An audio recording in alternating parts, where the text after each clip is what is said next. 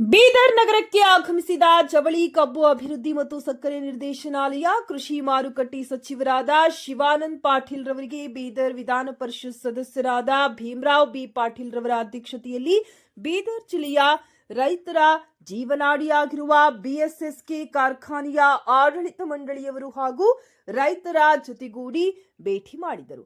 ಕಾರ್ಖಾನೆ ಹಾಗೂ ಕಾರ್ಮಿಕರ ಹಿತದೃಷ್ಟಿಯಿಂದ ಬಿಎಸ್ಎಸ್ಕೆ ಪುನಶ್ಚೇತನಗೊಳಿಸಲು ಅಥವಾ ಗುತ್ತಿಗೆ ಆಧಾರದ ಮೇಲೆ ನೀಡಿ ಪುನಃ ಕಾರ್ಖಾನೆ ಪ್ರಾರಂಭಿಸುವಂತೆ ಮನವಿ ಸಲ್ಲಿಸಿದರು. ಇದಕ್ಕೆ ಸಚಿವರು ಸಕಾರಾತ್ಮಕವಾಗಿ ಸ್ಪಂದಿಸಿ ಕೆಲವೇ ದಿನಗಳ ನಂತರ ಸಂಬಂಧಪಟ್ಟವರ ಜೊತೆ ಸಭೆ ನಡೆಸಿ ಕಾರ್ಖಾನೆ ಪುನಃ ಪ್ರಾರಂಭಿಸುವುದಾಗಿ ಭರವಸೆ ನೀಡಿದರು.